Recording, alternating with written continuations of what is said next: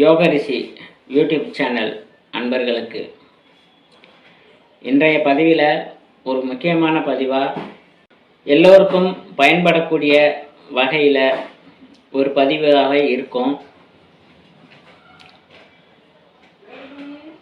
எல்லாரும் துன்பப்படுவதற்கு காரணம் என்ன? ஏன் இப்படி துன்பங்களை நாம் அனுபவித்து வருகிறோம்? அதற்கு என்ன காரணம்? இது எல்லோருக்கும் இருக்கக்கூடிய கேள்விதான். முற்பிறவி பலன், முன்னோர்கள் சாபங்கள், தோஷங்கள், இப்படி சொல்லுவதன் காரணம் என்ன? அது வரக்கூடிய காரணம் என்ன? நமக்கு எப்படி வருகிறது? அதனால் நாம் ஏற்படும் துன்பங்கள் என்ன?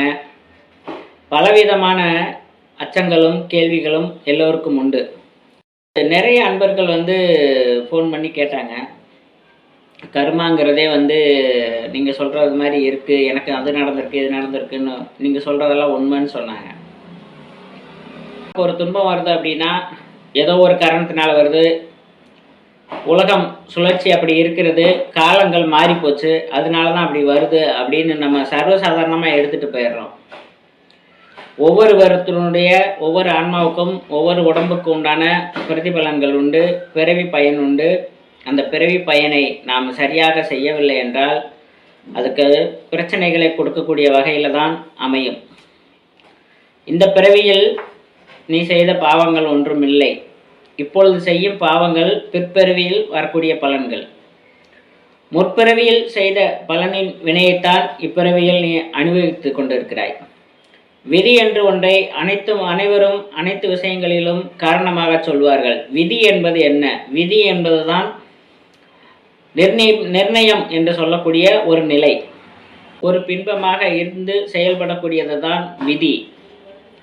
இந்த விதியின் பயன் ஒரு ஆன்மா செய்த கர்மா, உடல் செய்த கர்மா, எண்ணங்களால் செய்யக்கூடிய விளைவுகள், மனதால் செய்யக்கூடியது. இந்த விஷயங்கள் அனைத்தையும் ஒன்று சேர்த்து அதுக்கு தகுந்த போல உடலை கொடுத்து, அந்த உடம்பு மூலமாக உணர்வுகளை கொடுத்து, உணர்வுகளுக்கு சம்பந்தப்பட்ட கஷ்ட நஷ்டங்களை கொடுத்து நம்மை உணர்வுபூர்வமாக அனுபவிக்க வைக்கிறது. ஒரு பிரச்சனையும் இல்லை. மனம் என்பது இருக்கா இல்லையான்றது கூட தெரியாது. ஆனால் ரொம்ப மனசு கஷ்டமாக இருக்குங்க, ஒன்றும் முடியல அப்படின்னு வருந்தி நிற்கக்கூடிய உணர்வு கொடுக்குது இல்லையா? அந்த உணர்வு மன வருத்தம் என்று சொல்லுவார்கள். நினைக்கக்கூடியது, யோசிக்கக்கூடிய தன்மைகள் இருக்கக்கூடியது தான் எண்ணங்கள், மனம் என்று சொல்லுகிறோம். இந்த மனம் என்பது பிம்பமாக இருந்து காட்சிகளை கொடுத்து விட்டு மறைந்து விடும். உடம்பால் செய்யக்கூடியது, நாம் செய்யக்கூடிய செயல்களால் வரக்கூடிய பாவங்கள் உடல் கர்மா என்று சொல்லுவார்கள்.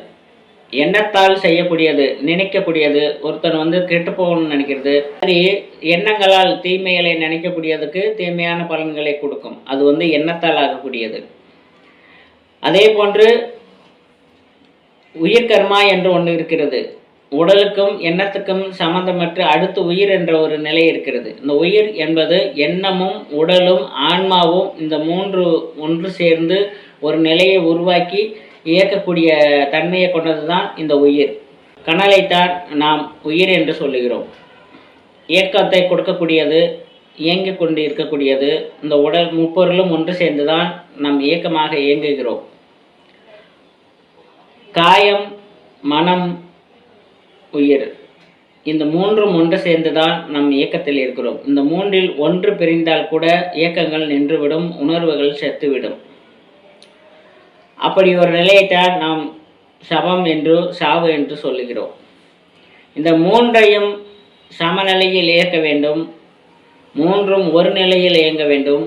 அப்படி இயக்குவதற்கு என்ன வழி என்றால், அதற்கு மிஞ்சி இருக்கக்கூடிய இந்த மூன்றையும் செயல்படுத்தக்கூடிய ஆன்ம நிலையைத்தான் நாம் ஆன்மீகம், ஆன்ம தேடல் என்று சொல்லுகிறோம்.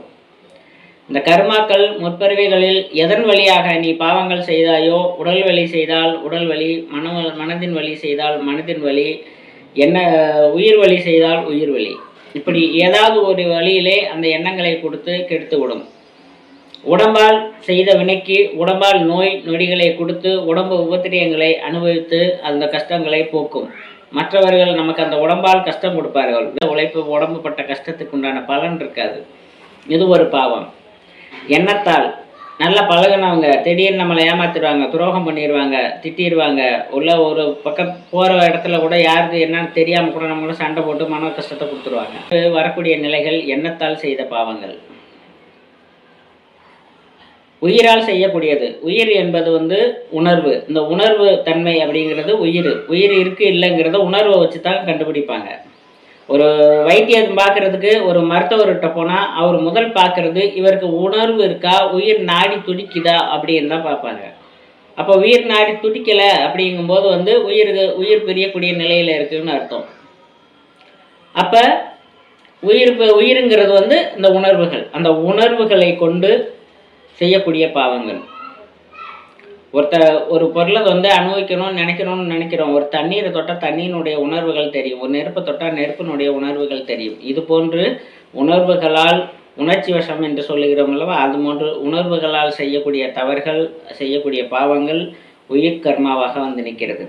இந்த கர்ம நிலை என்பது இதை ஒன்றை கூட போக்காமல் நீங்கள் இருந்தீர்களானால் பிறவிகள் மிகவும் துன்பங்களை கொடுக்கும்.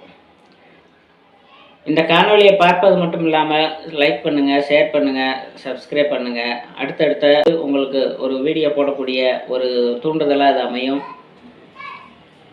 இந்த யோக ரிஷி யூடியூப் சேனலை சப்ஸ்கிரைப் பண்ணுவீங்க, மற்றவங்களுக்கு அனுப்பி அதை சப்ஸ்கிரைப் பண்ண சொல்லுங்கள். நிறைய ஆன்மீக பதிவுகளை அடுத்தடுத்த பதிவுகளிலே உங்களுக்காக பேசி இந்த காணொலிகளாக உங்களுக்கு தர இருக்கிறோம். அடுத்த நல்ல தகவலோடு உங்களை சந்திக்கிறேன்.